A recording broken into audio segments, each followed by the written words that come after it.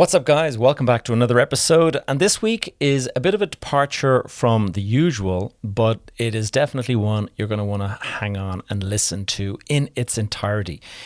Rob Lipsett, my guest this week, is the country's largest fitness influencer. Now, that's a word he does not like, so let's go with the term he prefers, which is creator.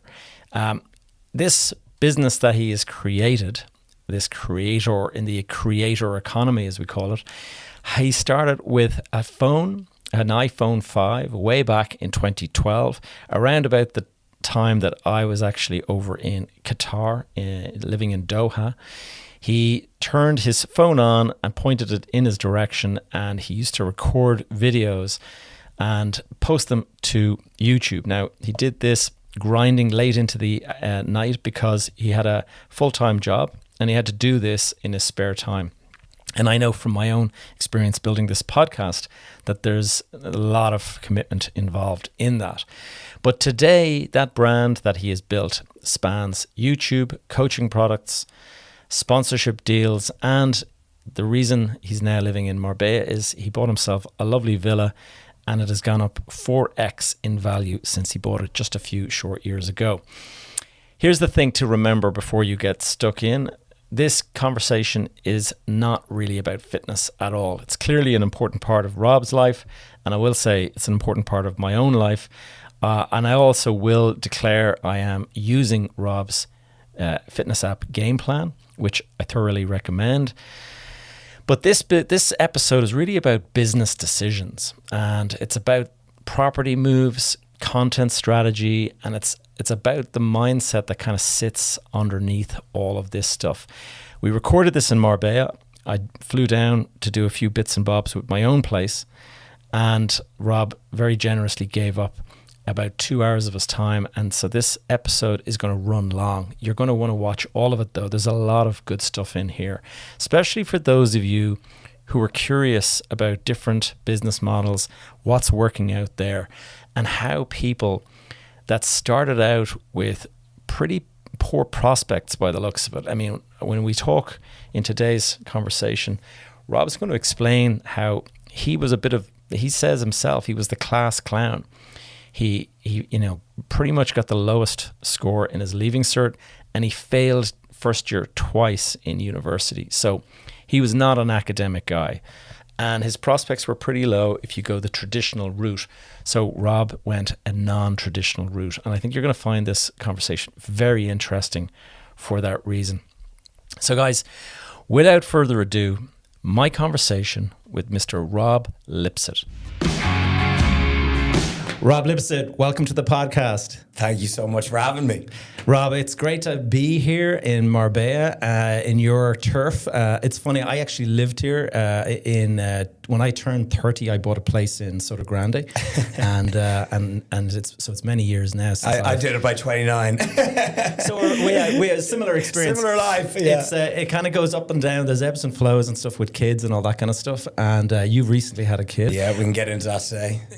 Tell me this, Rob, how do you describe yourself? I know that most people would say you're a fitness influencer, but do you see yourself as that still, or are you evolving and doing other stuff? Yeah, for sure. I would say fitness creator. Okay. Because the word influencer, it's just got such a bad rap at this stage. And typically the actual word influence is a negative thing. Like, I'm driving under the influence, or you influence someone, you cast a spell on them, So it's got a bad rap, but of course, by definition, I guess so. But yeah, fitness creator, fitness influencer, fitness entrepreneur, as long as it has something to do with fitness, I'm into it. You're into it. And that has led to you getting into property and things like that. We'll go into that in a little bit. Yep. But why don't you just take us back to the beginning? Because I was at this thing that you spoke at that James Galligan organised in Power Scores in Dublin a couple of months ago.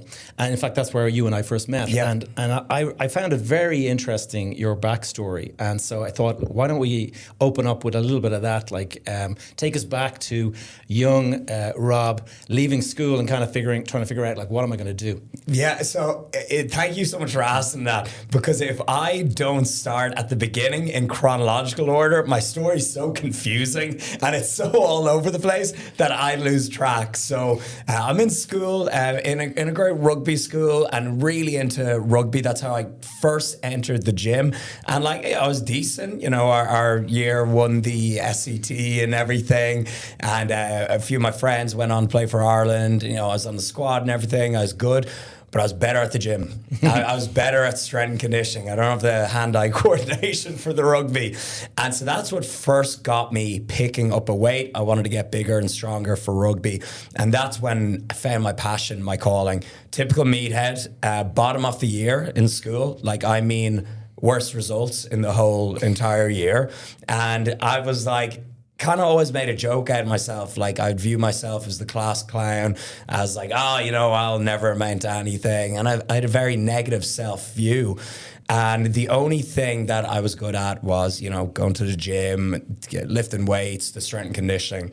And so school ended. I got into a half-assed college course that, like, I wasn't really into. Funny enough, it was business management. And I was like, oh, yeah, you know, I want to start a business. Of course, I'd like to do it. But I was still just sitting in a lecture hall and I couldn't motivate myself to study for my exams. And so I failed first year of college, repeated the year, failed it again. Jeez. Pure stagnancy. And the worst feeling in life is being stagnant. Like, you're just drifting through life, going nowhere. And so this is when I had a little bit of a crisis, and I had to just have a word myself. And I'm like, all right, Rob, you know, you're 21 now. You're coming into the prime of your life when you've got all this energy. Now is make or break. Like, these are make or break years. You need to decide on what you want to do for the next decade for your 20s. And instead of trying to flog a dead horse and be good at something that I wasn't good at, which was academics and studying, just being real and sitting in a classroom or a lecture hall, I was like, I'm going to double down in fitness. I'm going to go all in on this.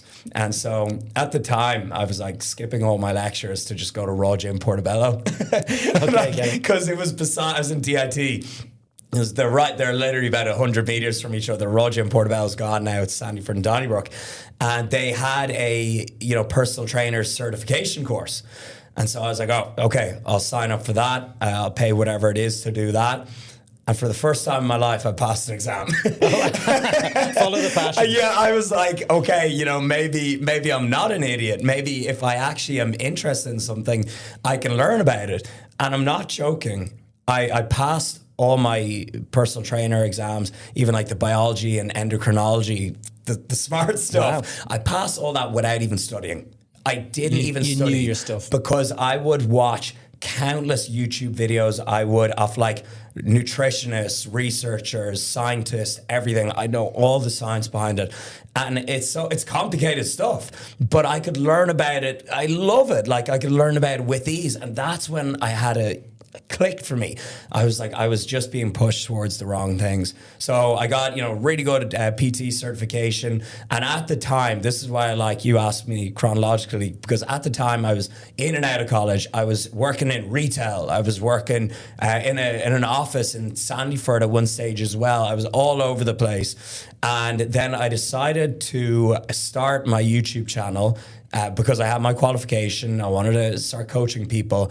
And I feel that's when my life began. At the age of 22, that's when I view the adventure of Rob beginning. And I started just making fitness videos about every question I'd ever got asked. And then I started a website. I started online coaching. I was able to quit my office job. I started working with brands on YouTube, brands in the fitness industry, and it all just went from there. But since the ages of 12 until 18 and then 22, I was all over the place. I was forcing myself to be something that I wasn't. And I only feel like I found my feet at 22 and got into the fitness industry. That's really interesting because similar to myself, like I was the worst in the class. Like I was so academically behind everybody. And I can remember doing a spelling test back in school. I actually still have some of these report cards.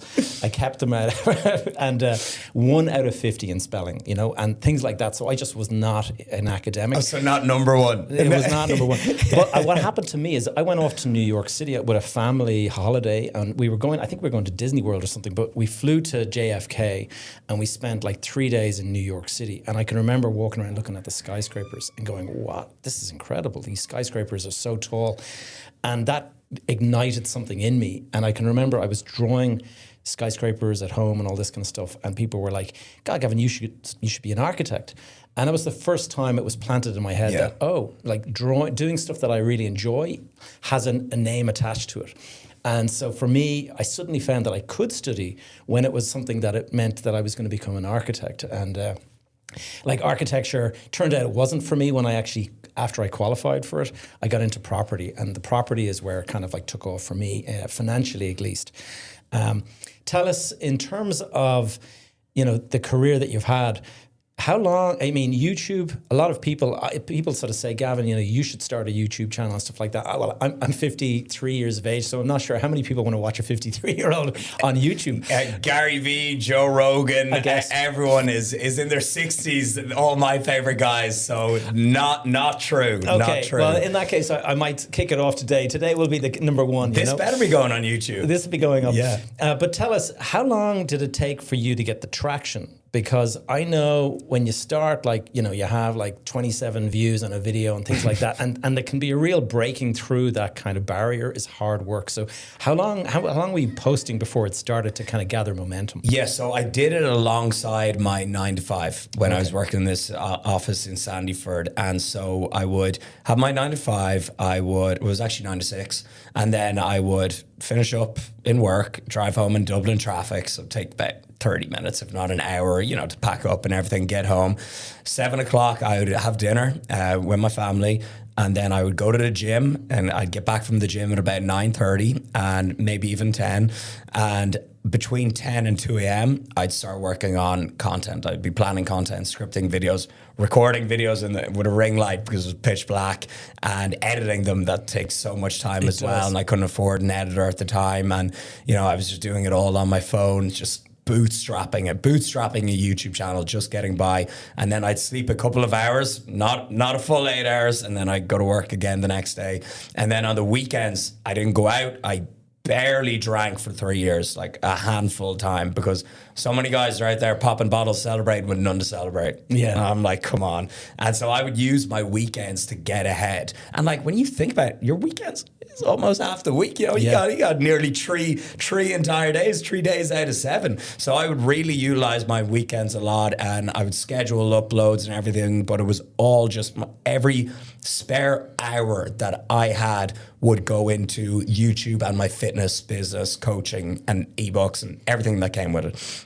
And so I did this for, I would say, 3 months. And then by month 6, I was able to quit my job. Oh, really? And so, what I recommend people doing is, I call it the magic number, okay? At the time, I was earning $2,000 a month. Working 9 hours a day, $2,000, minimum. It was minimum wage, because I was very young, and I had no college degree, so they're hardly going to give me maximum wage. So I was earning literal minimum wage, and so I was like, okay, I just have to beat that.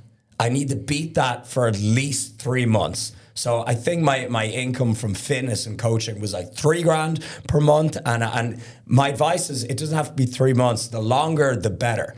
If you can save up 2 incomes for 6 months or even 12 months, that's going to give you more safety. It's going to give you a bigger safety net. So oftentimes you'll hear quit your job, follow your dreams. Try do both. Try stack as much cash as possible to create a runway for yourself. Yeah. So I did it in about 3 to 6 months, and then I walked into my boss's office. He's a really nice guy. It wasn't I didn't flip his table, put slap in the face, say I quit. He was really cool. I was like, look, I'm 22. I'm going to give this YouTube fitness thing a go. And he was like, right on. You're doing absolutely nothing here. I see you writing plans at your desk. I was also doing that as well. And so he was super cool about it. And it was real funny. You just wake up one day and you're like, I don't have a job. you're like, it's all on me. Yeah. And like my family, my sisters, my parents were like, you got to work today? And I was like, I didn't tell them for like a while. I was like, no, we all got a week off or something. But then that's when I started putting 100% effort into YouTube and fitness and coaching and everything. And once you put in 100% effort, you're going to get 100% returns. So things just skyrocketed from there. And within that was like 2014. By like 2016, I was living what I would class as my dream life. You know, I was going up to LA and the UK to all these fitness expos, working with really good brands. I think I got sponsored by My Protein around then. I then became the face of My Protein, and I was earning like a great income, especially for my age. Yeah. And in terms of the value of YouTube, Instagram for, you know, I suppose making you well known, and because the brands, do you chase the brands, or do they chase you to kind of do some sort of a brand deal? How does that work? So a quick one on YouTube versus Instagram and TikTok and everything. At the time when I started, my first ever upload was September 1st, 2014. Vertical content didn't exist. Okay. You couldn't upload a video to Instagram. It was square pictures. Yeah. I remember, So if you wanted to make video content, you had to go on YouTube, and thank God for that, because long form is just infinitely more powerful. And so that trained me to always lean in and prioritize long form. Right. If you upload a TikTok or a reel thing, they're great for reach. They're great to get you going, and they're very easy to consume. But if someone watches a 15-second clip, they'll just scroll on afterwards, and it won't make much an impact. They won't form much of a relationship with you. Versus if someone sits down to watch an hour-long podcast, that's like doing a sales call with someone for an hour. Yeah. Like, they know what your body language is like. They know what your thoughts on everything. You form a relationship. Joe Rogan's the biggest influencer in the world because people watch 3-hour episodes of him. I watch 3 hours. Like I'll watch an hour, like, you know, at home at breakfast, when I'm eating. Then I'll do like half an hour in the car, and then an hour doing cardio. Like, it keeps me engaged. I'm like, I need to go back and watch this podcast. Finish halfway through. No, I couldn't tell you what TikTok I watched yesterday. I could not tell you one off the top of my head. So instead of measuring just on views, which is kind of vanity metrics, you should measure on impact and conversions. Yeah, no, I totally agree with you. And sorry, wait, on the brands. Sorry, I skipped past that. A little bit of both. Ideally, you've got more leverage when a brand messages you first. You know, you've got more bargaining power, the art of the deal, be willing to walk away. But there is some brands that, like, I'll see, and I dream brands to work with, and I'll reach out to them as well. But majority of brand deals or sponsors come to me, and that's a much more ideal situation. It's like dating. Okay, right? You want to be chased, not doing the chasing. You know? Yeah, because I see a lot of guys online, and, you know, next minute an ad appears and it's like BetterHelp or something like that. I've done a BetterHelp. I saw it actually on one of your vlogs, and I was wondering, like, how does it work? Do those guys reach out and say, "Hey, Rob, we'd like to do like 3 months with you," or something like that? Is that how it works? Yeah, typically. So brand deals are typically one-off sponsorships, like a sponsored video. And then an ongoing sponsorship like Ghost and Alphalete, who I've been with since 2016 and 2018.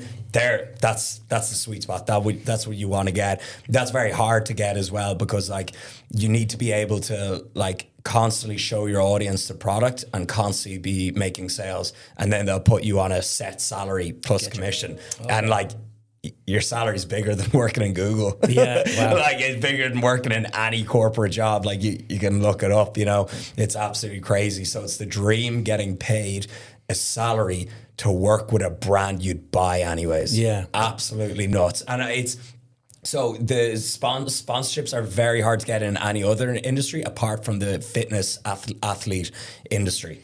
Because, like, just typically, like, let's say you're in the makeup industry, cosmetic industry, they'll typically do, you know, one-off brand deals. Some really top creators will get those ongoing sponsorships and they'll make those monthly videos. But it's kind of like you want to become an ambassador. That's another good word for it. So you get paid for years. Yeah, it's funny because I can remember coming across your video on the 20,000 calorie challenge that you did.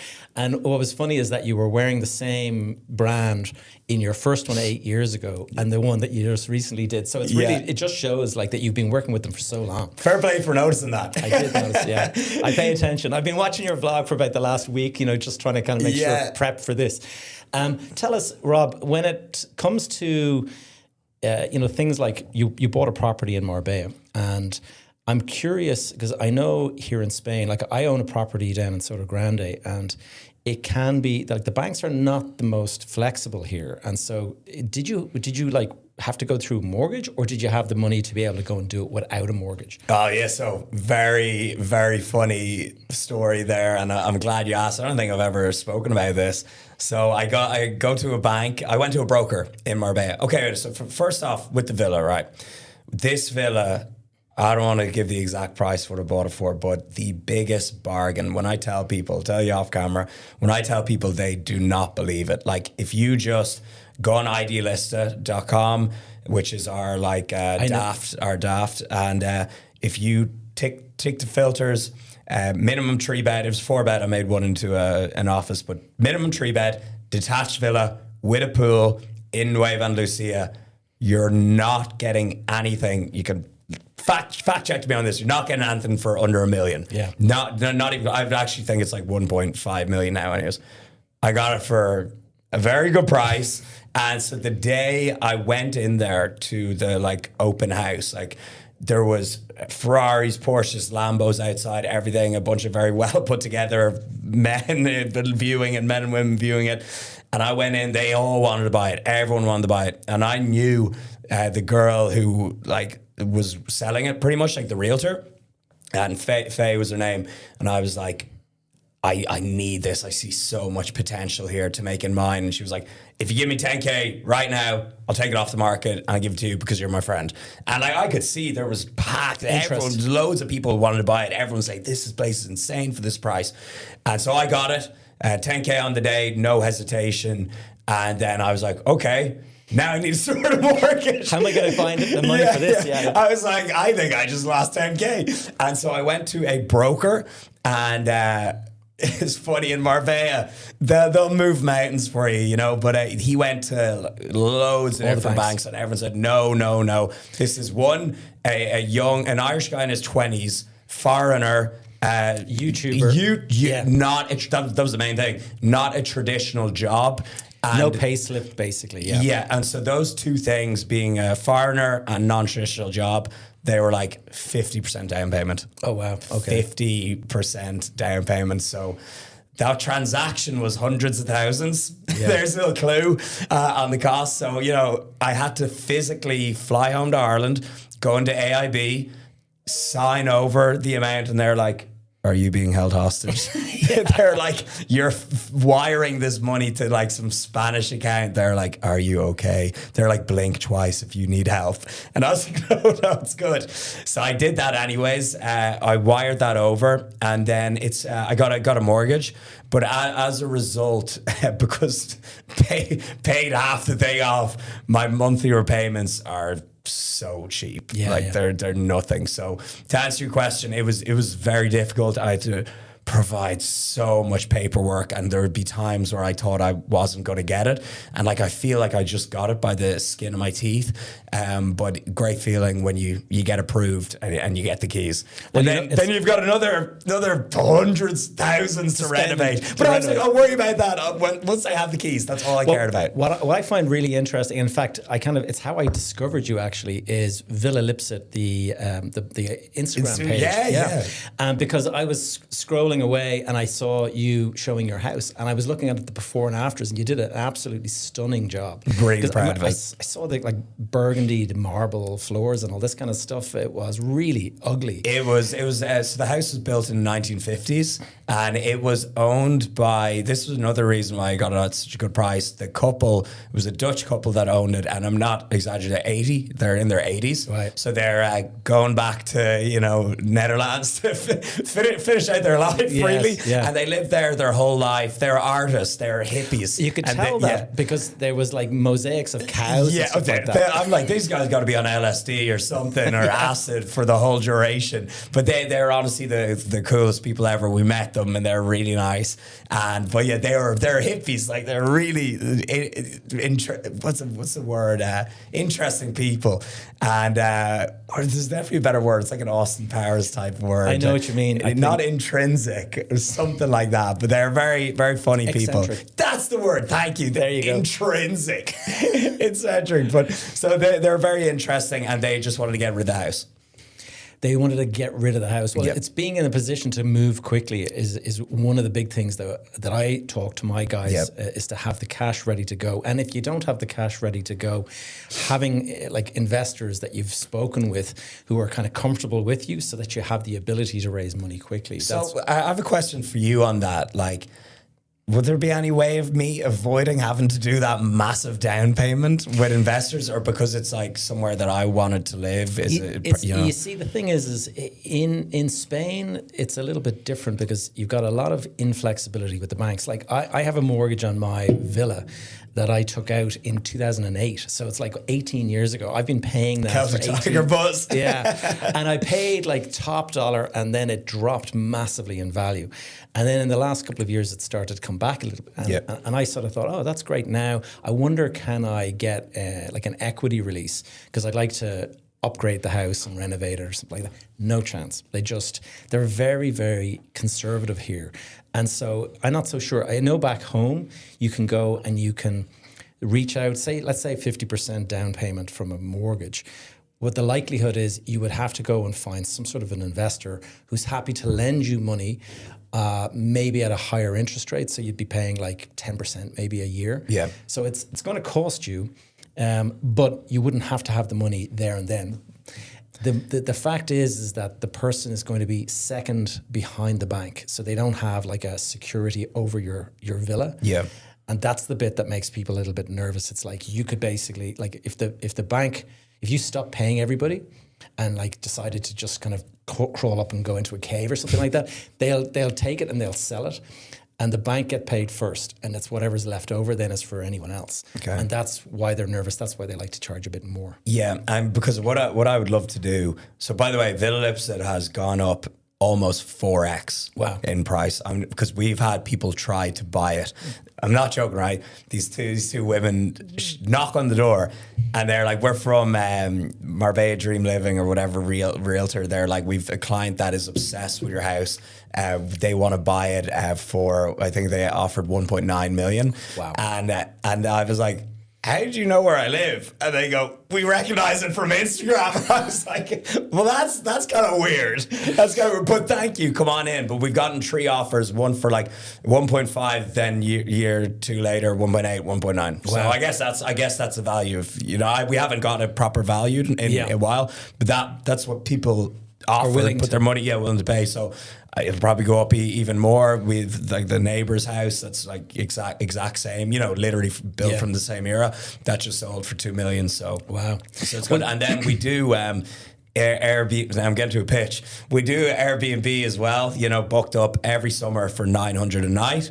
So that's covering the mortgage, living for free. And what will you do during that time? Back and sleep on my mom's couch.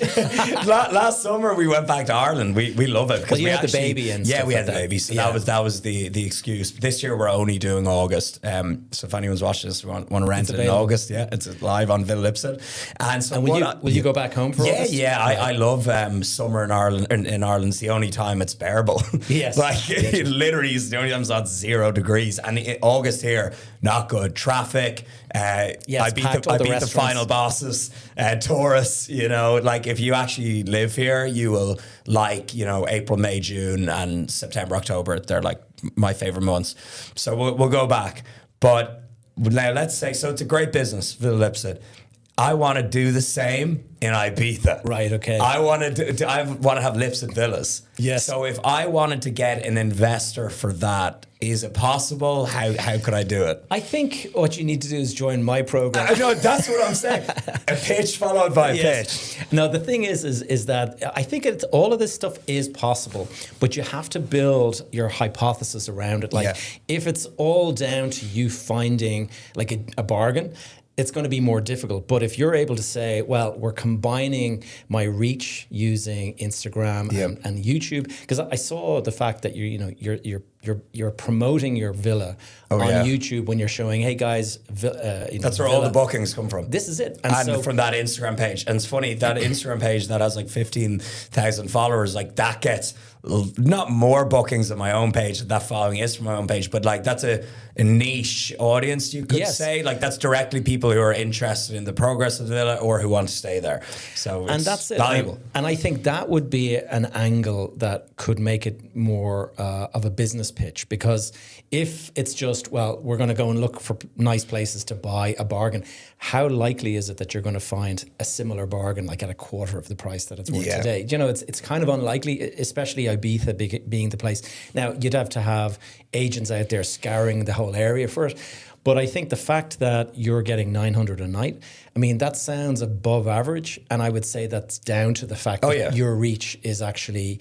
You've got this niche audience that are kind of saying, oh, I want to stay there because I've seen him in the pool and I kind of see how nice I want to smell Rob's socks. But it's so convenient. Like you can only walk down the road to Porto Banús and stuff like that. So that's a nice location to be in. Yeah. But it's also in pristine condition, to be fair. I've looked at all of the photographs that you've put up. I've got extreme OCD. I can see that. It's like Patrick Bateman's house. It's like a crime scene.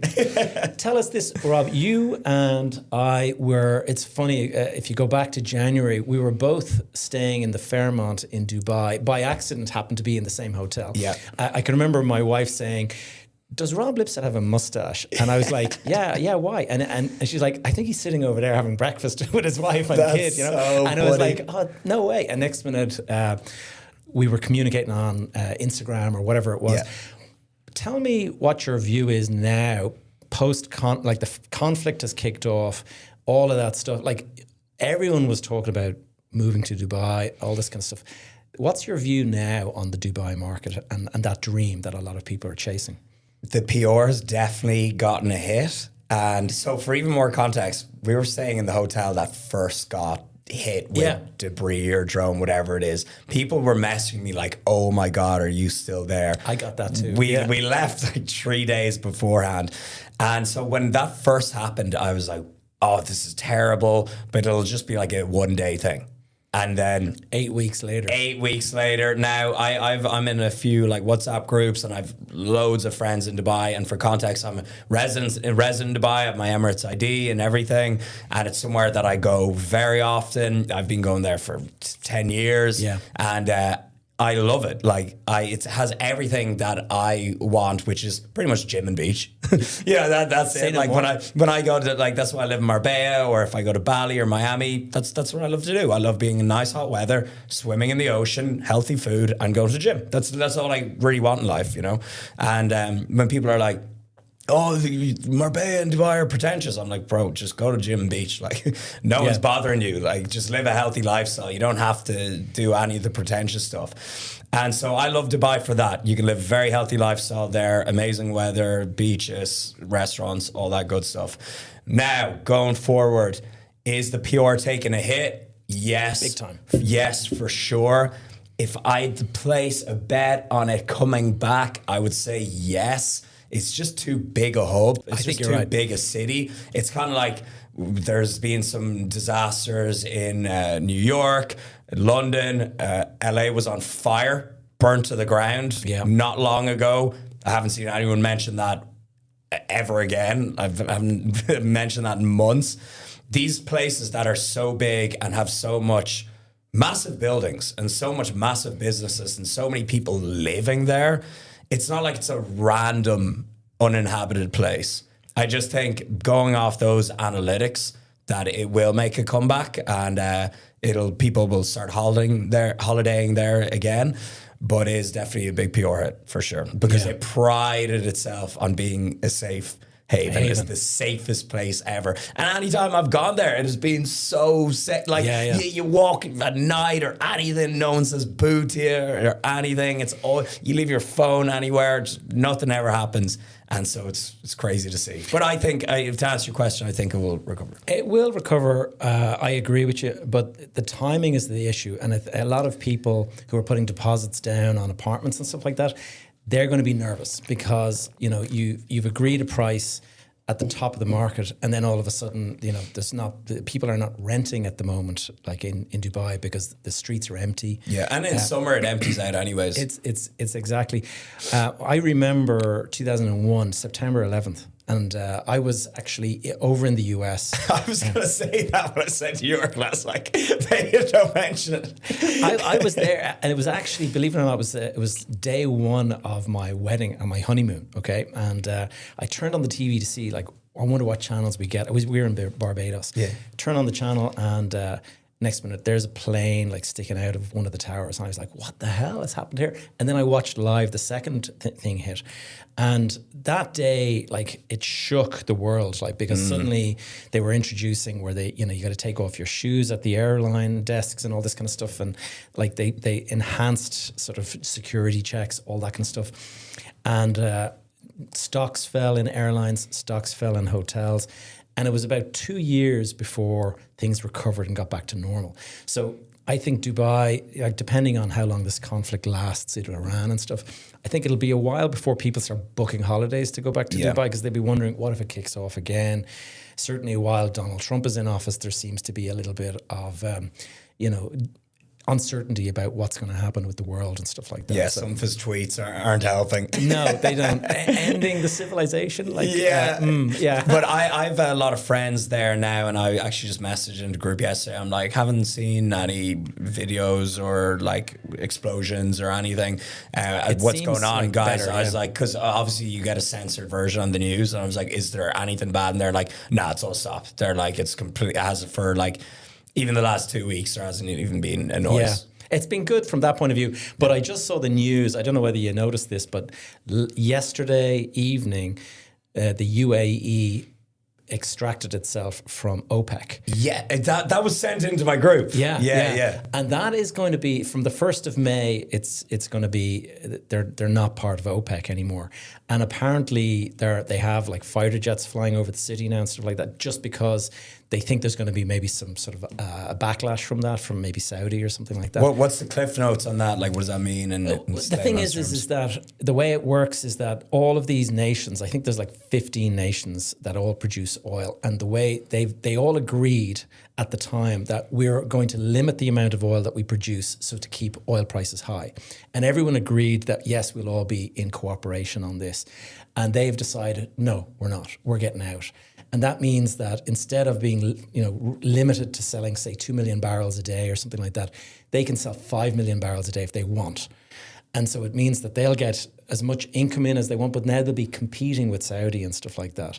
And so it could turn into a situation where there's a bit more international kind of conflict down there, where guys are not happy that these guys are selling to their competitors and stuff like that, and they can drop the price if they want, and they can increase the price if they want.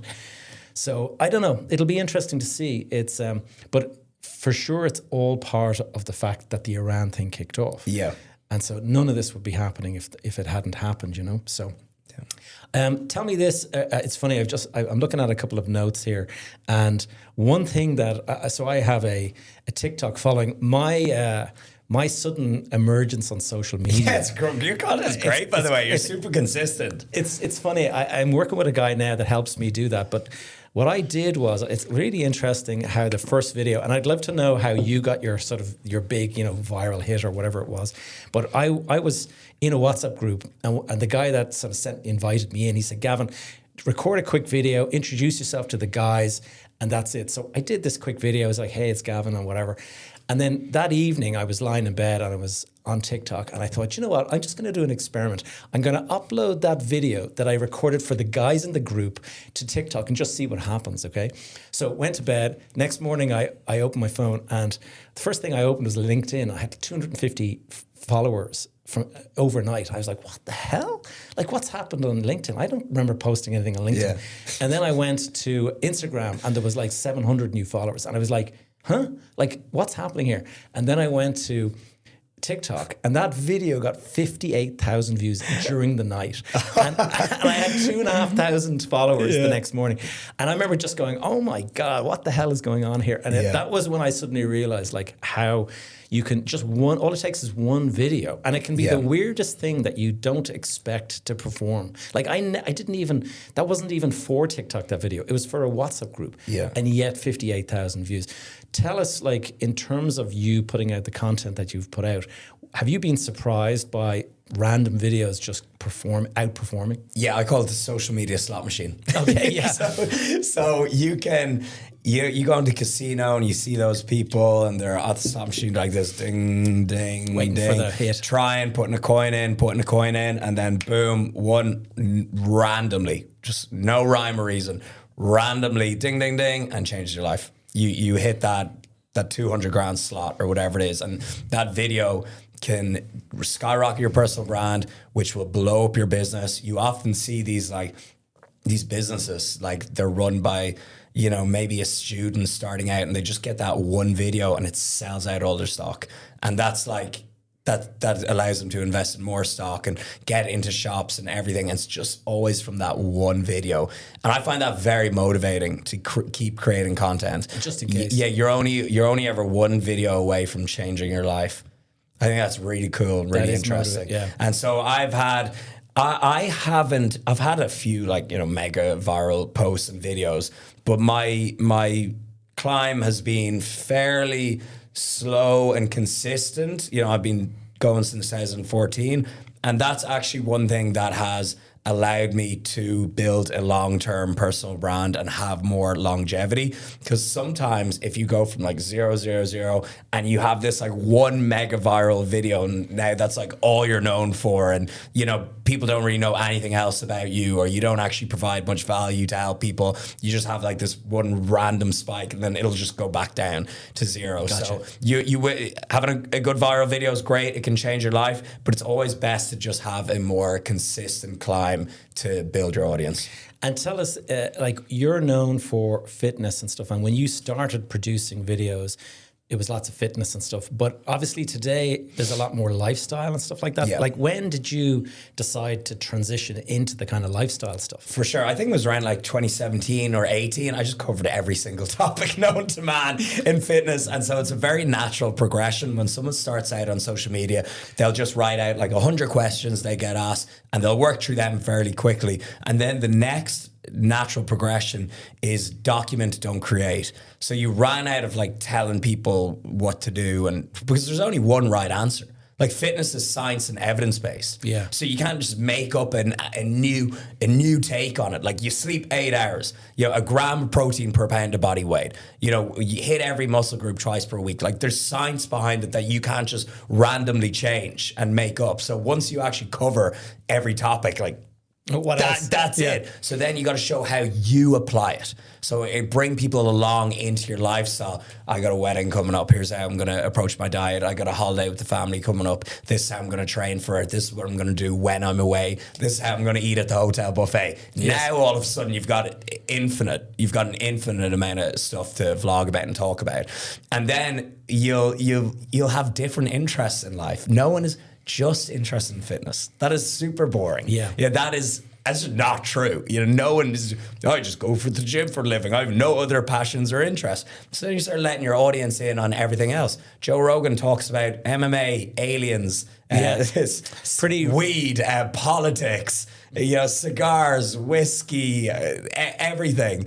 He talks about travel. He talks about fitness a lot as well. Yeah. The Rock has tequila, wrestling, acting, NFL, everything. You know, so no one has just one interest. And once you actually show people your weird quirks and weird interests, people will really bond with that as well. Yeah. One thing I'm obsessed with aliens. Oh, really? I'm obsessed with UFOs. There's actually some crazy stuff going on. There's like 10 scientists who are learning about anti-gravity propulsion and like all this crazy stuff, and they've all been killed. They've all been killed, and people are saying like all these massive corporations like Ford and the government are killing them so they don't find out a new source of energy, which will put all these oil companies and energy companies out of business. So there's a random thing. Conspiracy. I love conspiracies. Like, who doesn't love good conspiracy? Yeah. So there you go. That's just a random little thing that I'm super interested in as well. Yeah. And there's going to be someone who watches that and is like, I fuck with Rob a little bit more now because of that. You know, so you'll start off just talking about your niche. You'll do everything. You cover everything. You'll go into how you incorporate into your lifestyle. And then once you keep going, you'll end up just naturally just talking a little bit about everything. And I think that's a lot more fun as well. Yeah. Like, and ultimately with content creation, personal brand building, you got to have fun with it. That's what's allowed me to show up every single week for the last decade and not get tired of it, because I love this. Like, it's fun. And what would you recommend for somebody who's thinking of getting stuck into YouTube, like in terms of volume? How many episodes? Because it is time consuming. Like I've done the whole thing. Like I first got interested in YouTube when Casey Neistat was doing the daily vlog. It's my original inspiration. Yeah. No, I mean, my number one inspiration to start vlogging. I'm sure millions of other people say the same, but that's the era I come from as well. Yeah. That's when I started watching. And I remember kind of thinking, I'm going to do this. And I started making vlogs. But it's funny, you do need to specialize, first of all, because I started making these random vlogs of me, like, you know, walking around the park with my kids and stuff. And people are like, why would anyone watch that? Like, they're not going to learn from you or anything. So it was only when I started the podcast that I started to have a bit of a following. Yeah. And I knew I was making an impact because a guy, the first time I knew it was like 5 or 7 episodes into the podcast, and a guy wrote to me and said, Gavin, that was super helpful. I've actually pulled out of a deal I was going to do this week because of your podcast. And I was like, whoa, isn't that the nicest thing ever to receive? So one of, if not the biggest motivations I have to keep doing what I'm doing is every single day I'll get a heartwarming message to do with fitness, being like, Rob, I watched all your free advice. I lost 50 pounds. I was depressed. You know, I couldn't find a good relationship. I had no confidence. I'll get the nicest messages ever. And that is like, so I've got some messages that makes me want to cry, honestly. Like, it really motivates me a lot and warms my heart. And it's the best feeling ever. And tell me, in terms of imposter syndrome, do you suffer from that, or did you? Every day. If you don't suffer from imposter syndrome, you're a sociopath. Honestly, it's completely normal. Every single day, when I wake up in that big white villa with a Porsche outside and a beautiful wife, and I jump into my swimming pool and then lift in my home gym, I'm like, how is this happening? Because I feel the last 10 years have gone so fast for me that I still feel like I'm working that office job or just starting out trying to build up my savings and start getting started on YouTube and work brands. I feel like, because time flies when you're having fun, I feel like the last 10 years has just been gone like that. So it feels like an overnight success for me. So when I wake up every morning and I look around me, I can't believe it. I really can't believe it. And that's why I'm so positive and high energy, because I was just so grateful for this life. And I have so much perspective, because I used to hate my life. I used to hate waking up. I used to hate going into work every day. So now I love it. And so, yeah, I've got imposter syndrome. I'm like, I can't believe this. I think it's a good thing. Yeah. I think it's a good thing. Imagine like thinking like, I deserve all this. I'm the best. I'm like, psychopath. It's really refreshing to hear that, because a lot of people, they would think that you're a natural kind of communicator and all that kind of stuff. And I think a lot of people they worry about what will people think about me if I put this video out and all that kind of stuff. So there's another one as well, a nice take on imposter syndrome that I really like as well. And it's, you should have it, and if you don't have it, you're not thinking big enough, or you're not putting yourself in big enough rooms, big enough situations. Like, you should be putting yourself into rooms that are with very talented people, to the point you're like, how am I here? Yeah, because that's how you grow. That's how you level up. You're taking on these huge challenges that force you to grow, because you'll go into those rooms, you'll go into those situations, and you will feel like a bit of an imposter, because you're like, how am I here? But I'm going to have to get it done. Yeah. So I think imposter syndrome, if you look at it those two ways, I think it's a good thing, and it's completely normal. And I know guys that are worth 100 million. I honestly, I'll name names after the pod, and they get it as well. Everyone gets it. Yeah. It's good to know.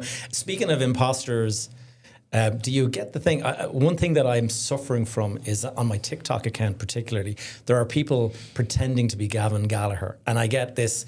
Gavin, are you messaging me about a crypto investment? And I'm like, no. What are you talking about? And they send me a screenshot, and the guys block me, so I can't see them. Yeah. So I can't complain about something I don't know about. But then people are saying, Gavin, you're selling me a crypto investment on another account. Is that you? And I'm like, what are you talking about? Like, oh my God. You know who also gets that as well? Owen McGee gets that. I think when you're in the finance investing space, you'll get it a lot more, because what would they mess with me? Rob's trying to get me invested in a fitness program or something. But I think I've seen that with a lot of like financial content creators and everything. But yeah, I do get a lot of catfishes, but if you're verified on everything, it kind of goes away. And tell me this, in terms of turning your personal brand into a business, so how would you kind of define all of your different income streams now? Like, I mean, you've got brand deals, you've got Game Plan, which I'm signed up to, and that fitness app, which is great. You've been absolutely killing it. I've been consistent. And looking sharp. Trying to at least. Trying to push back the years, you know. And then you've got your digital Game Plan, which is kind of more for the personal brand, complete content creation, personal brand. Like, how does all of this stuff work in terms of like income streams and stuff like that? Where is your focus in terms of like what's bringing in the money, would you say? Yes. Okay. So this, for anyone who wants to set up a business, this is my best piece of advice. Obviously, I'm a little bit biased because I'm a content creator, but build your audience first, and then build your product around your audience, not the other way around. People build a product, crickets. They'll show up and they'll be like, hey, why aren't you giving me money? Why should I give? Who's going to get? How entitled are you? No one owes you anything. You provided no value. You built no network. You built no audience. You turn up to the market with a product with your hands out. What do you expect? So provide value. Become an expert in your field. Be able to answer every single question there is on whatever genre, whatever niche you're in. Build an audience and ask them, hey, what do you guys want? Do you want fitness coaching? Do you want me to write a book? Do you want me to write a recipe book? This was so many people kill it in. Do you want me to run fitness retreats? Do you want me to start a supplement company? Whatever. Build the audience first. It's the best market research you can get. Massive companies pay like hundreds of thousands for market research. You can just run an Instagram story poll. So that is my advice. Audience first, and then build your brand around that. So, for example, the first thing I did was ebooks and online coaching, because I get hundreds of DMs a day asking for personalized plans, and I would write them for free. I would literally write them for free, and I would get, that's what I did to build up testimonials. People would come back a couple of weeks later with insane before and after, and I'm like, boom, there we go. That's that's going on my website. That's my first testimonial. Now, I'm going to start charging for this, because I knew people would buy it, because people are asking for it anyways. Another thing, my first ever viral video on YouTube, how to make protein pancakes, still there. And so I had like 12 different ingredients laid out. The kitchen was a mess. And then many years later, I made my first physical product, which was a protein pancake mix. So again, I was like, that's your fuel cakes. Yeah. So I'm like, that's all made in one, nice and convenient for you, done. So then another one, I noticed that when I would put on these business events in Marbella, or any event really, or even when anyone came up to me at an expo, I'm like, everyone's pretty jacked. I'm like, I've given them too much free advice. I was like, everyone's in great shape. And so a lot of the guys who followed me originally, they've been following me for so long, they've now became personal trainers and coaches, and now they need to improve their personal brand and their content creation. Or like the way I watched Casey Neistat and he inspired me to vlog, I inspired someone else to vlog, and so they want to work with me on building their personal brand and learning how to just shortcut how to do it. So there's digital game plan. So many people, they see me in the gym every day. Rob, what are you wearing? So boom, Alphalete. Rob, what are you taking pre-workout, or what are you drinking Ghost, for energy? Ghost, boom. So everything just naturally flows organically from my audience. Right. So there's my 5. I just listed off the 5 like source of income that I have, and another one. Hey, Rob, we see you build Villa Lipsett. We want to stay there. So once you build the audience, it's like business is on easy mode. Yeah. You got customers already. It's just makes things flow so much easier versus doing it the other way around. It's funny, I remember at the Power Scored event that you spoke at, and you said something that really stuck with me, and it was that having a long form video out there on YouTube every now and then, it's basically like having an online billboard. Oh yeah. And so people are constantly kind of seeing you and kind of go, oh, I must buy that, or I must, sign up for that thing or whatever. Yeah. So just a quick one on the evergreen content on the YouTube billboard thing that I mentioned. There was a video. It was my first ever 20,000 calorie challenge. And I was pretty young at the time. I think I was like, 24, 25 upon making it.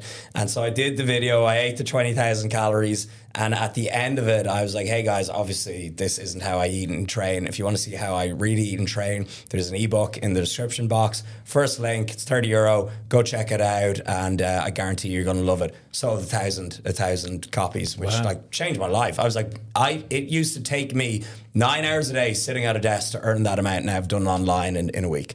And it kept going. And then I did it again in the more recent one I did. I was like, I'm going to giving away all my secrets here. I'm going to put my Alphalete code in it. I'm going to use Ghost at some stage before I go to gym and put that code in it. I'm going to mention the digital game plan. I'm going to mention the fitness game plan. I'm going to have all these. So that video is going to generate tens of thousands without me doing anything forever. With YouTube, the cool thing is, it's like the YouTube pension program. The videos, the videos always get views. They keep building. I've had videos that I've uploaded a year ago, and just they randomly hit the Explore a year later. Whereas other platforms don't do that. Or I had a video. It's called I ate and trained like The Rock. Okay, and it's got hundreds of thousands of views, and I made it. And then a year later, The Rock was in this, I think it was Baywatch or something. He was in this huge movie. So people were searching his diet plan. Yeah. And then that video, boom, skyrocketed. So YouTube is evergreen. That's the word to describe it. Yeah, that's actually something that when you're making a video, you need to think about how evergreen is this going to be. Because I know I've done podcasts that are based on news, and that news is out of date within a couple of weeks. Yes, so you're never going to get. That's why I always recommend uploading as soon as possible. Tell me then, what would your advice be to somebody who is starting out, young guy in school, and is kind of going through similar thoughts to yourself? What are they going to do from a personal brand standpoint? You say. Get the audience, but how do you get the audience unless you have something to talk about? What would you say in that situation? Is it follow your passion or what? I hate, you've probably heard follow your passion so much, but you've heard it because it's true. You gotta, so the guy that doesn't need motivation to talk about the thing he's talking about is going to run laps around the person who's like, oh God, I got to talk about this now. Yeah. Tiger Woods doesn't need motivation to go play golf. You love LeBron James loves just going to play basketball. The person that doesn't rely on motivation. You'd have to motivate me not to go to the gym. You would have to motivate me not to create content. If we're in the gym now, you would have to motivate me to not do those things. So I don't rely on motivation, and the person that doesn't rely on motivation has an unfair advantage over the person that does. So find what you don't need to be motivated to do and talk about that, because you'll be able to talk about it nonstop forever. Yeah, I can relate to that, all right. Yeah, because all the stuff that I do in the reels and stuff like that. So I have a videographer who doubles up as kind of like a social media kind of manager guy. Nice, good to have them both doing that. It's just super. It's funny. I was making videos, I was putting them up, and they were going nowhere. And then he started, and within a couple of weeks, we hit 100,000 views or something. I remember thinking, how is that? What did you do different? Like what I've been doing for all these years, but it's the difference between a hook and all that kind of stuff. That's the main thing. So on short form, the hook is it's like 3 seconds. Yeah, it's like the first 3 seconds. On YouTube, the hook is typically like the first 30 seconds to hook the viewer in. But in terms of vertical short form content, it's like instant. And it's not only a verbal hook, you need a visual hook as well. Yeah. I'd say visual is even more important as well. So describe what you mean by that. So a verbal hook would be what you're saying, like, you're not going to believe that what I just found out last week, you know? And create intrigue. Yeah, people are like, come on, out with it. Yeah. And then a visual hook, this sounds kind of vain, but like I'll be there with my physique out, like my top off. And so before I even say anything, people are like, okay, I'm going to listen to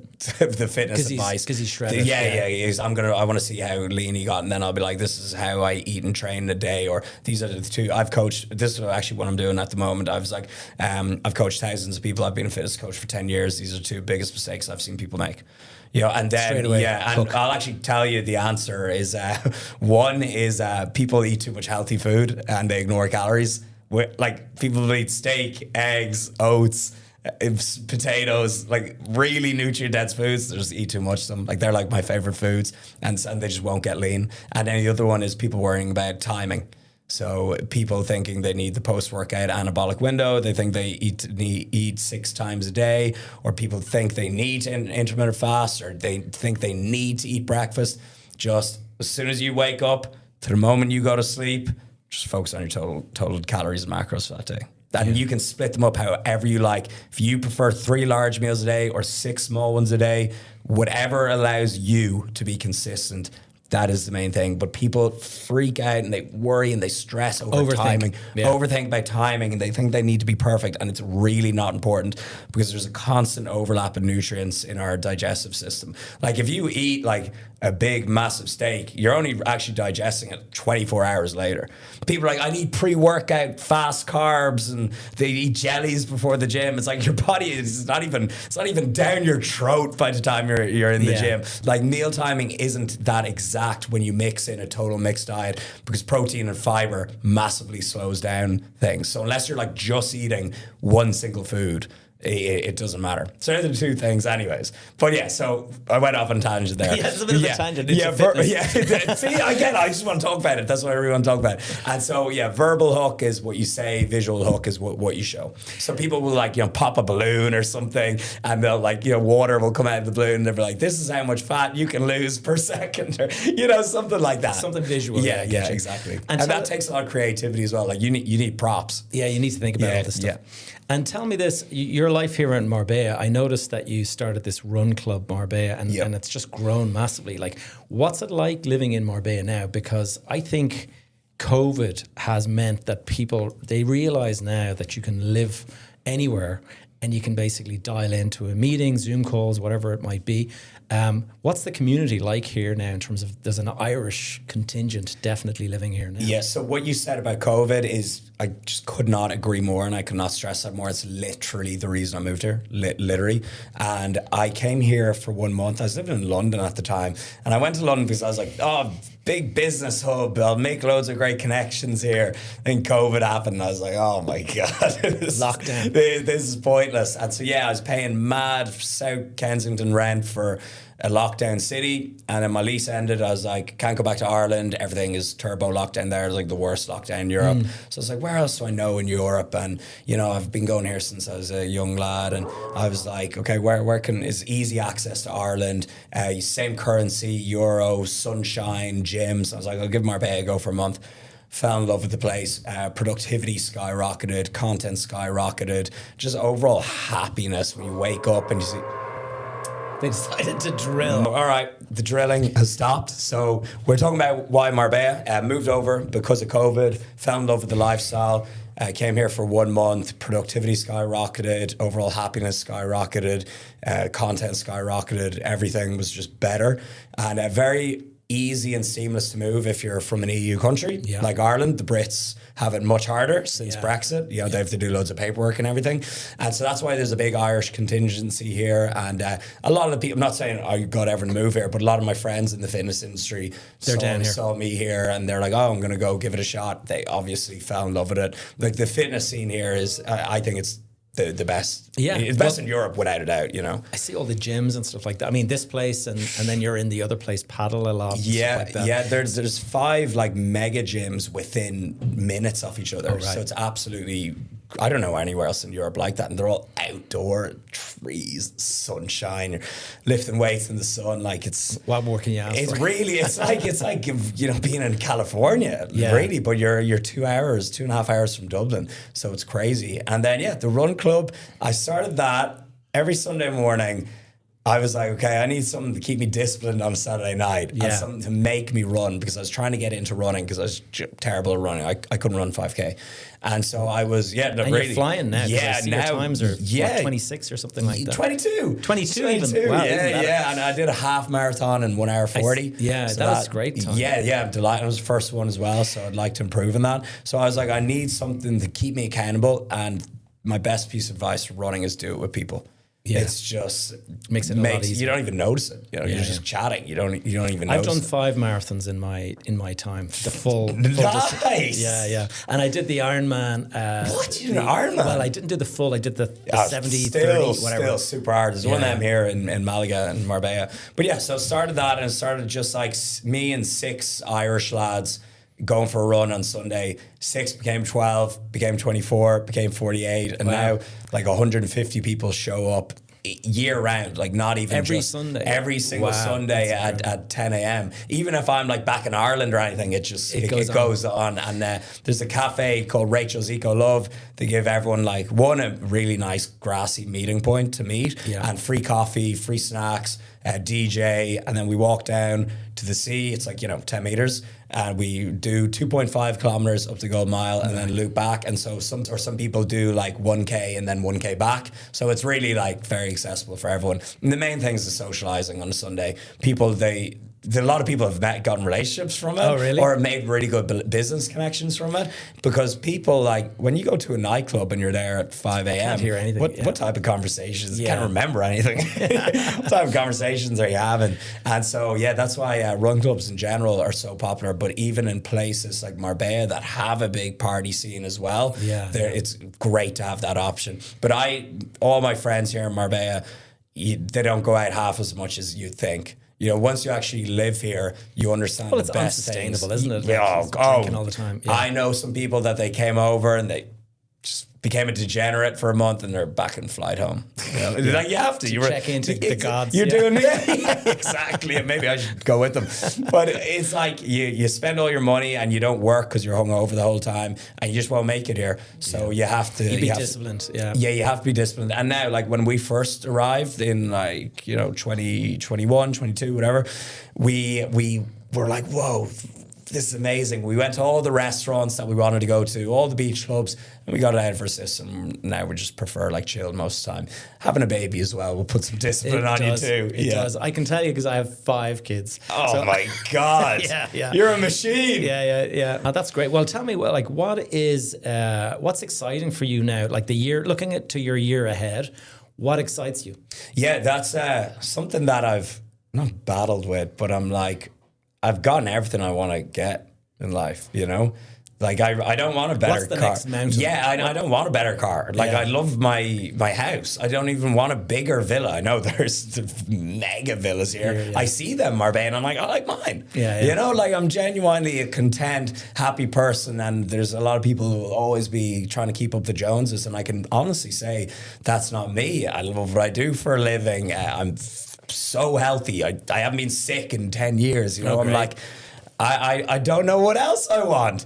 And that's a great thing. Anything now that I achieve is just a bonus, and I've got the biggest prize of all is now I've got a daughter. Baby. And just every day when I wake up and see her, I'm just like, this is just the best. And my favorite time of day is a nice slow morning. Just me. This is what we had. I woke up at I think 6 or 7 today and made about 3 coffees, had about 2 energy drinks, just getting super caffeinated for the day, and made a little breakfast, just chatting to Linda. I'm just like, I love my mornings. That's the peak. It helps when the weather's nice. Yeah, exactly. Just throwing around the baby and just playing with her and stuff. It's just I really can't think of much else that I want. Do you see yourself having more kids? Oh yeah, for sure. Yeah, definitely. But we need to give Linda a break. And we went on a date, or it was at lunch or dinner, I can't remember, but we were like, well, we haven't went on a date together in 2 years. So we want to get our life back a little bit, and but then we'll definitely have another one. And tell me this, if God allows it, in terms of, because I lived here in Spain, and I had my kids and stuff down here for a while, and in terms of schooling and all that, what do you see for your daughter? Yeah, probably primary here, and then so she'll learn Spanish and everything. Yeah. Again, we haven't decided on anything. We went back to Ireland for 4 months last year, and we loved it. I'm happy wherever I am. Really. But secondary, definitely do want to send in Ireland, because I think it's classed as one of the highest standards of education in the world. And so, we'd like to send her to secondary in Ireland. But again, that's like a decade away. It's a bit away. Yeah, but the good thing is, if she's fluent in Spanish, which she will be, that's like the Leaving Cert is just got 100 points easier. It's funny you say that, because 2 of my daughters have now finished their Leaving Cert and stuff, and both of them got A's in Spanish. Yeah, there you go. The life here helped a lot. Yeah. Yeah, brilliant. And in terms of tell us about your mastermind that you've organized for next month or something like that. Yes, so I've been doing. First of all, I'm not a big fan of the word mastermind. It's up there. It's up there with influencer. Yeah, okay. It's mastermind. I must remember that. Yeah. No, but that's what it's called. It's literally called Marbella-mastermind.com. But I'm should I call it the Marbella Summit, Marbella Business Summit? Look, it's a mastermind, right? But anyways, so I've been doing these since 2017. Started off in Dublin. Yeah, I did. Wow. The last one I did in Dublin was in the RDS. And so the concept is very simple. I would just watch so much TED Talks, and I'd watch some seminars on YouTube. Again, YouTube is my source of my whole life. So be it inspiration or anything, on YouTube. And so I watched so much talks and podcasts myself. I'm like, I want to put on one of these. And so I'm going to grab my 10 most successful friends. I'm going to rent out a venue. I'm going to put food and drinks and everything in there. I'm going to sell tickets. And funny enough, when I tried to do it, the first one I ever did was a first seminar I ever tried to do was on my own. I charged €50 for a ticket. And I was like, it's just me. It was in Raw Gym or something. No one bought a ticket. No way. Oh. No one bought a ticket. And I ended up I canceled the event because I thought there'd be no interest. But then closer to the time, a lot of people started messaging me, being like, hey, when is it? And so it just goes to show you, the lesson there is if things aren't going perfectly, stay the course. Stay the course. That event actually, in hindsight, would have I don't know if it's sold out, but it would have been profitable. It would have done well if I just didn't freak out and have anxiety. But it's easy to understand, because you've booked a venue. You're going to have to pay for it whether nobody shows up. It's or a not. risk. It's a risk. But anyways, that was my first ever experience putting on an event, and I didn't quit. I kept going. But now, anyways, they always sell out. They always do extremely well. And I'll just get my 10 most successful friends, put them in a room, give them a mic, and essentially have a 10 or even 10 1 hour, 5 1 hour, whatever. It's usually 9 to 5. I'll just have a load of podcasts during the day and just drop value, and the crowd will vibe with that as well. Just like in Powers Court, everyone will network, so have a good day. They give a bit of a talk. And exactly. But the days around are fantastic as well. So Friday night, meet in Villa Lipsett. Couple drinks. We gotta utilize it. We gotta get our money's worth. Then we'll go to a nice fancy dinner spot, and try not to get too wild, as we gotta be up early the next day. Sharp. But then we'll rent out it used to be a venue, but now we start doing mega villas that are bigger than venues. The one last year and this year is 20 million to buy. Wow. Thankfully, we're not buying it. We just get it for a day. And what does it cost? Is it big money for a day? Usually it's between 5 to 10 grand for a night for 24 hours. So it's like it's not cheap. It's not cheap. It's more than Villa Lipsett. Yeah. But it's not cheap. But yeah, you gotta put on a good show, and everyone really appreciates. Like, it takes for a great picture. When you're there. So we do that. We have the food, the drinks, everything's sorted. Then we'll always have something to do on Saturday night, but people can relax and chill out as well. Sunday in the morning, we're up at the Run Club. Yeah. Sea swim, and then also an optional day pass for everyone in here in Elements as well. Okay. So yeah, usually a good few go, and we'll do some challenges. Like last year, I gave like loads of ghost products to whoever could do like the longest plank or the most push-ups. I saw that actually. Yeah, funny, again, that creates great video content. So it's a weekend of nights out and fun. Let's be honest, that's what people want. Let's be honest, balanced with productivity and a good network, and just, which in my opinion, those three things, perfect Marbella weekend. And for a good price for all that, that as well. Yeah, that's the thing. It's and would you see that as kind of enhancing your brand, or it's a pure profit center? Like, yeah, but a little bit of both. Like, it's not like, in terms of not just doing it for the money. I honestly, I'm not just saying this. It is always one of the best weekends of the year. Like, I feel like my heart is full afterwards, like just chatting to so many people that watch your content, that get value from it. And the coolest thing as well is, like, 6 months will go by and there'll be people who were both at the event and they've started a business together. And I'm like, whoa, that's building a legacy, like, because they're at Rob and Adam's event, And they come back and tell you about it. Yeah, I'm like, whoa, I feel like a proud father. So it's honestly, I genuinely really enjoy doing it, and it always kicks off my summer. Because I love summer. 1st of June. First weekend of June. Right. So June 5th, 6th and 7th. And it's the first weekend of June. And after that, I'm like, let's go. And tell me this, actually, something you said earlier, I want to go back to it, is talking about property, and you were talking about creating Lipsett villas. Yeah. So tell us, okay, one in Marbella, one in Ibiza. Yeah. This is the dream now. Let's sell us the dream. Like, where else would you want to have villas? If I wanted to keep it just in Spain, it would be Barcelona. Okay. I love Barcelona, so they would be my top three. But if you were to ask, like, me personally, a dream setup, this is what I used to say before the conflict in Dubai. So I'm not Yeah, we'll of course. see how it Dubai goes. would have been one. I would have loved to have, obviously Marbella got that, Dublin. Like, I still really want to get a property in Dublin. Like, it's so hard. It's expensive. And you just feel like you're paying so much for so little. It's a hard sell. It's a hard sell. But then I'm from Dublin. Like, I love Dublin. I can't not love Dublin. Just. Well, the thing is so it's kind of like it's like a lifestyle business. It's where you want to go. And then you can basically rent out behind you. You can kind of sort of say, okay, I'm going to Dubai now for 3 months.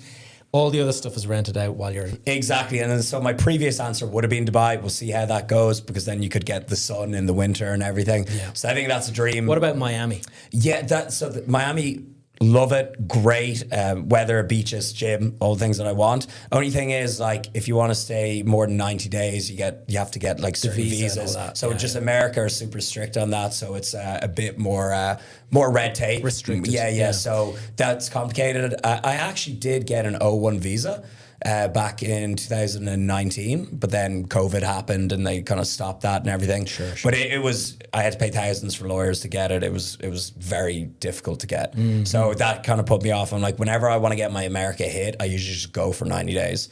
But they're very strict. The border control are, you can we tell. all know we all know in America it's completely different going through the airport in America versus going through the airport in Malaga. But that would have been my top three. Yeah, like, I mean, you could actually have, like, it's funny because Richard Branson actually has something like this, and he has these big mansions around the world in different locations. So obviously one of them is Necker Island, but then he has one in, I think it's in like Mozambique or some place in Africa. So it's like a safari park and stuff. So the concept is there, and it does work. It's just, do you have, like, I suppose the staffing and all that kind of stuff to come in and like clean it and turn it over? And my friend was just in Necker Island with him. Oh, really? Yeah, he went out. There was like, he sold like 15 spaces to spend a week with him in Necker Island. My friend went. This was amazing. Yeah, I would say so. What's amazing is the story that Richard Branson tells on how he actually bought Necker Island. He bought that back when he was only like something like 30 or something like that, 29. And he heard that it was for sale, and he flew over there to have a look at it or something. And then he put a deposit down, and they were like, you couldn't possibly afford this. And somehow he figured out a way to do it. It's like me in Marbella, just minus $1 billion. And then he obviously built the airline and all that kind of stuff. Yeah. Actually, that's how the airline, the Virgin Airways, started. Is that Richard Branson went and flew to Necker or something, and then when he was trying to leave, they couldn't find, he couldn't get out because the airline had cancelled. And he went to all the people that were kind of like dumped by the airline and said, guys, I'm going to go and charter a plane. Are you all good to pay me, $800 or whatever? And they were all like, yeah, that's fine. Yeah. So he went ahead, chartered a thing, flew it back, and he was like, this was easy. I'm going to keep doing this. No way. I did not know that. Yeah. That's what a natural way to start an airline. Yeah. just test out the field first. Be like, hey, you guys want to jump on the flight? Well, it's perfect. Funny how things kind of naturally evolve, because in my case, I did my first podcast for the Behind the Facade podcast. I did it in April when the lockdown happened, and we were all sitting at home, and we couldn't go even 2 kilometers outside the hall door. And I remember thinking, you know what, this feels a little bit like 2008 again. Like, it was weird kind of feeling. Everyone was worried about the economy and stuff. Yeah. So I thought, okay, I'll make a video about this. And I started putting it out weekly. And it was like a year later, people were saying, Gavin, do you have a course or something? Like, I'd love to get mentorship from you. Yeah. And that's actually what started my accelerator, is that I just thought, okay, I'll mention that I'm going to do one. And I sort of said, guys, I'm going to do some sort of an accelerator thing. Who's interested? And I had 12 people sign up right there and then. I remember thinking, oh, wow, there you go. I've got an accelerator now. Yeah, exactly. Yeah, and it's always, if anyone is thinking of getting into selling an accelerator course or program or something, as long as you've done the thing you're selling, then definitely go at it. But there's so many people that will they'll sell a trading course or something. Yeah, and it's a complete scam. They've done a 1 month of trading. They'll sell a course. Look at my results. Exactly. Yeah. But once days. You've I waited 10 years to sell my content creation program. I wanted 10 years of YouTube behind me. So yeah. But no, once you do put in the work, and then you get an interest for it and it's a good fit, fire away. A question I ask all of my guests is, let's take us back to to when you were 18 years of age. Knowing now what you know, what would your advice be to yourself? I would say to observe what the majority are doing and do the complete opposite of that. Really? That's great advice.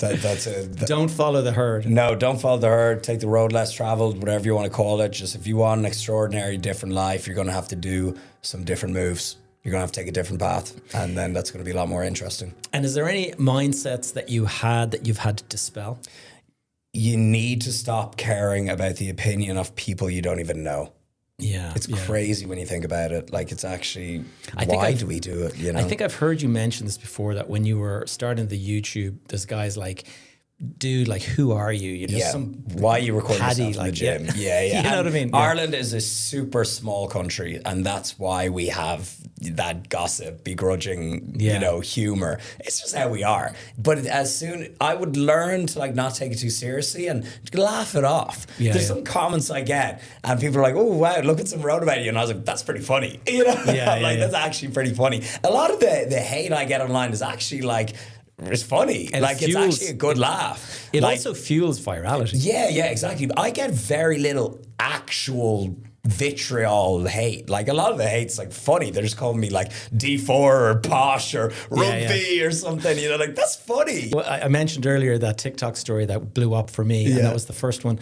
The reason it blew up is because 50% of the comments were positive, and 50% were so negative. And they were like, "You wanker," and all this kind of stuff. It's if you want to grow fast, you got to be polarizing. Yeah. It's just, you have to if you're too thick skin, if you're too vanilla, why would you listen? It's not going to stop the scroll. Yeah, I get you. Yeah. Rob, I think we've answered all the questions. It's been a huge pleasure to have you on the podcast, and looking forward to checking in with you a bit more. And I might sign up for your digital game plan. Do get you the full game plan, the ecosphere. The ecosphere, exactly. All right, guys, that was Mr. Rob Lipsett himself. And if you made it all the way to the end, you'll know why this one ran so long. I mean, we're in the flow, having a great old conversation. And a few things that I think you'd like to take away from this, or you should certainly, is that building an audience is something to consider. Now, I know I speak to a lot of my coaching clients inside the accelerator, and a lot of them just is not their style. So they're just not that interested in the whole idea about it. But as you can see from the conversation, I mean, it does give you a business advantage. And so it's certainly something that you could consider, and you don't have to think about it in a kind of look at me, look at my lifestyle kind of way. You could simply be putting out information on how things work in your industry. You could give people little tips. If you want to get the best value, you should do X, Y, Z, whatever it might be. Those videos can get discovered, and then people begin to know, like, and trust you, and they feel like you're a great source of honest information. If you want to go deeper into these conversations, you might enjoy actually watching it on YouTube. The entire thing, I actually split it into two parts because it's so long. On the audio version, it's easy to kind of just stop and start it, but when you're watching it on video, I felt it made more sense splitting it into two. So go ahead and look for that, and I will see you in next week's episode. Take care.